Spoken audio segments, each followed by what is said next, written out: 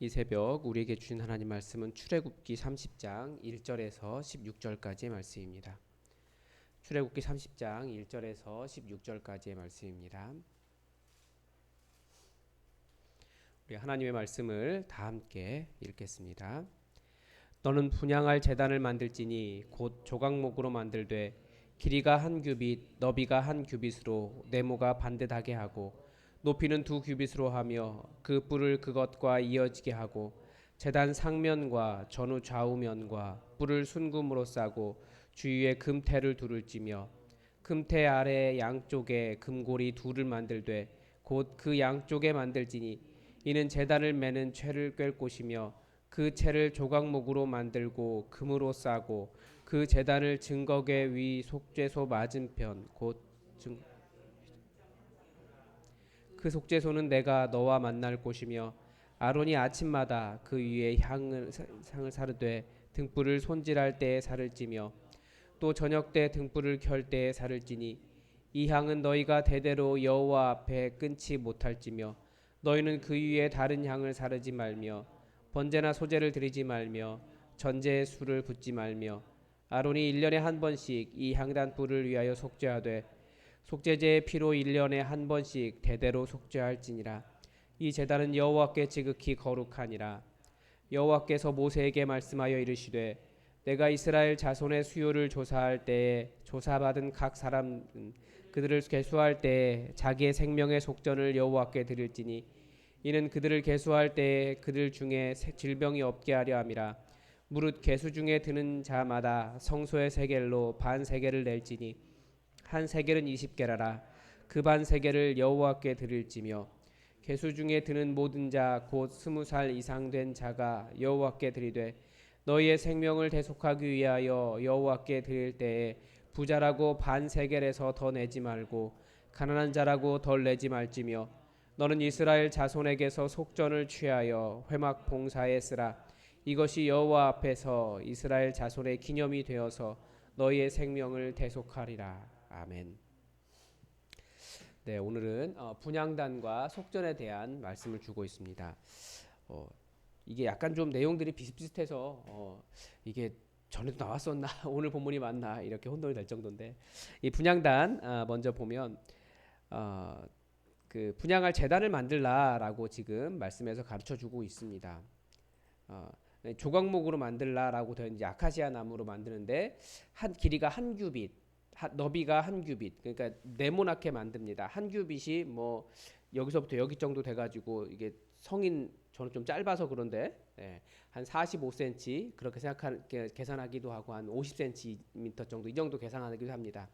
그러니까 한 1m 반 정도 한 50cm 정도 되는 이렇게 네모난 정사각형의 길이에 높이는 2규빗 반이라고 했습니다. 그러니까 1m 한 20cm, 25cm 그 정도 되는 높이로 만들라는 겁니다. 그러니까 아마 이 정도쯤 되는 것 같고 높이는 너비는 한 50cm 정도 되는 그 정도 네모난 상을 만들라는 겁니다. 그리고 이것도 뿔을 그것과 이어지게 하라라고 해서 그 사면에 이렇게 네모나게 있으면 그 사면에 뿔을 이렇게 만들라고 되어 있습니다. 그리고 이걸 전부 다 순금으로 싸라. 그리고 주위는 금테를 둘러라. 이렇게 되어 있습니다. 그래서 저도 이 분향단을 보여드리려고 여러 모양을 찾아봤는데 이제 이런 모양입니다. 그래서 지금 여기 네모나게 그 정사각형 모양이고 뿔이 여기에 이렇게 있고 그 다음에 높이가 2규빗 반 그리고 채를 이렇게 해서 금으로 싸서 고리 만들고 여기에 이제 꿰어서 이동할 수 있도록 단을 직접 드는 것이 아니라 채를 꿰어서 이동할 수 있도록 그렇게 만들어져 있었습니다. 근데 뭐 나름 이거 그림을 그리고 뭐 만들고 하시는 분들이 재현하시는 분들이 뭔가 조각을 많이 하셨더라고요. 이런데 옆면에다가 막 무슨 그 모양도 그리고 막 그렇게 하셨던데 성경은 여기에 어떤 그림을 그린다거나 이런 이야기들은 그렇게 들어있지 않습니다.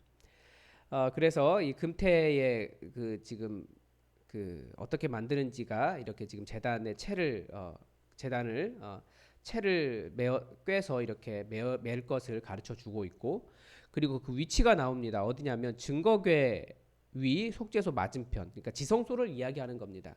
증거궤 앞에 있는 휘장 밖에 두어라 라고 되어 있습니다.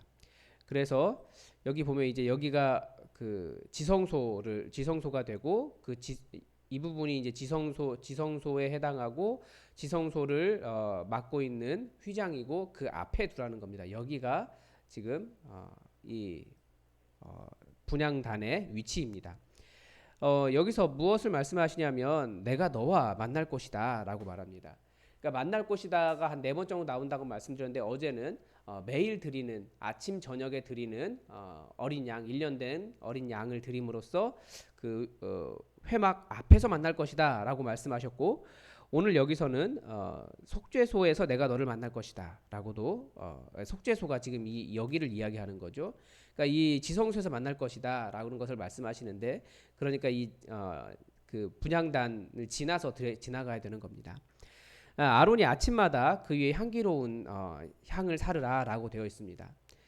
그러니까 이 아침마다 매일의 지금 루틴이 나오고 있죠. 하루에 어떻게 무엇을 해야 되는가 매일매일 해야 될 하나님을 섬기는 경건의 습관들이 나오고 있습니다.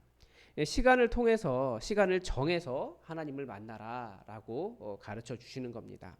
그래서 계속해서 하나님은 일상 속에서 하나님을 기억하는 방법들 이런 것들을 이스라엘에게 가르쳐 주고 계시는 겁니다. 우리에게는 지금은 성경이 있죠. 그때는 성경이 없었기 때문에 이런 식으로 하나님 앞에 계속 나아가는 것을 경험을 했습니다. 똑같아요. 이것도 그냥 일상 습관처럼 하나님 만난다라고 하는 하나님께 나아간다라고 하는 생각 없이 그냥 향을 사르고 그냥 매일매일 하는 것이다라고 말하면 그냥 우리가 생각하는 매너리즘에 빠진 하나님 만나는 것이 될 수 없습니다. 그러나 아주 경건하게 하나님 만나러 가는 곳 앞에서 매일매일 하나님을 만나는 일들을 그렇게 하라고 지금 가르쳐주고 계시는 겁니다.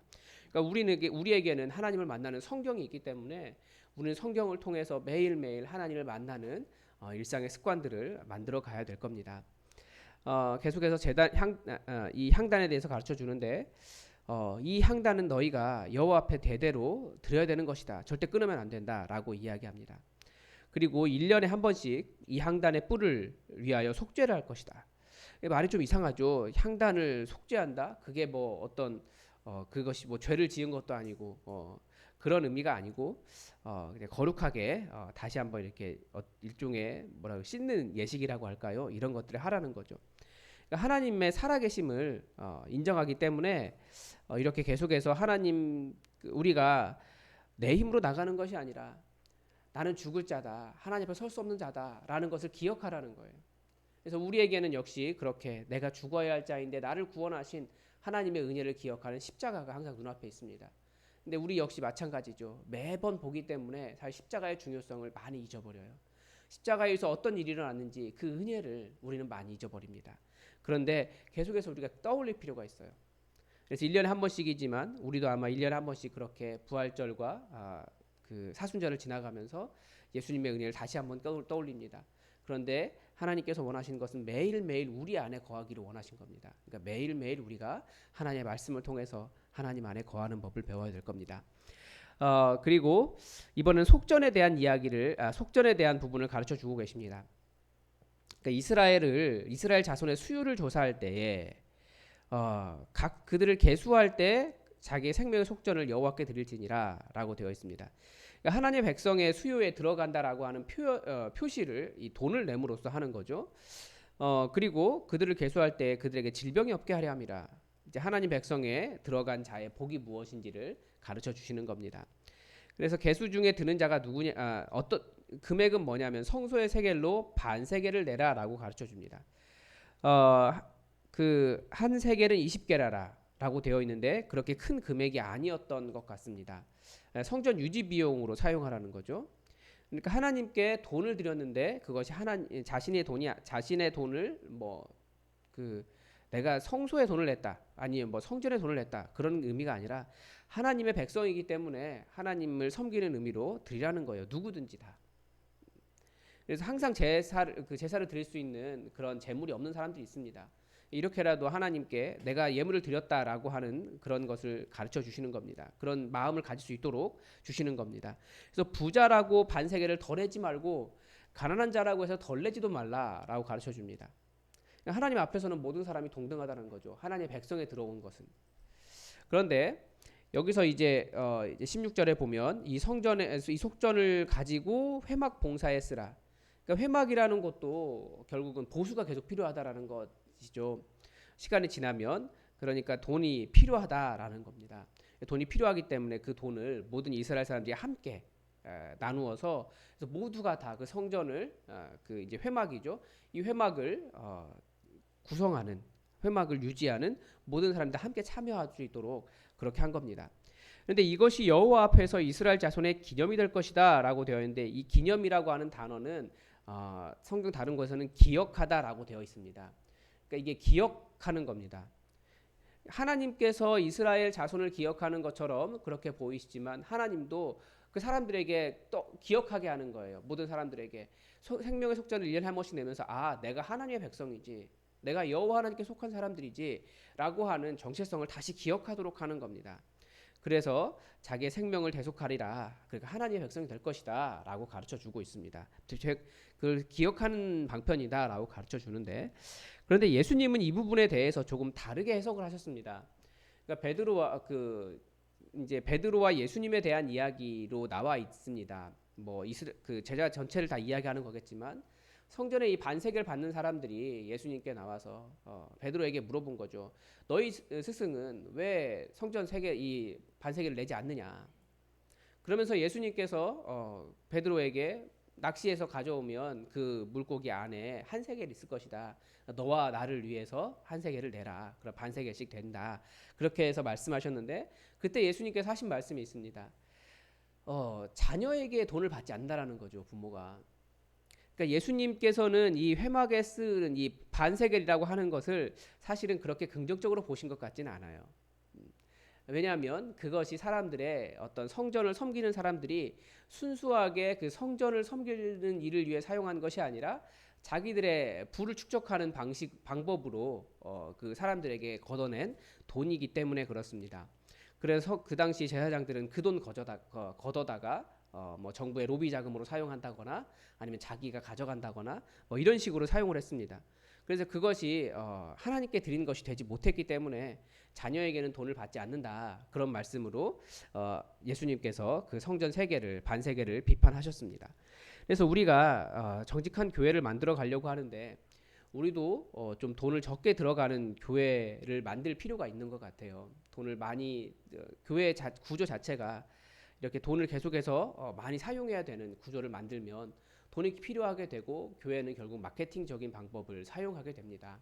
그래서 우리가 그런 것들을 많이 경계하면서 어떻게든지 순수하게 하나님께 드리고 그리고 드려진 우리 예물 안에서 우리가 교회를 잘 또 운영하고, 그래서 우리가 교회를 유지하기 위해서 돈을 낸다라고 하는 마음보다도 내가 하나님께 드렸다라고 하는 마음이 살아있을 수 있도록 교회를 운영하는 사람들은 더욱더 이것을 조심해야 될 겁니다.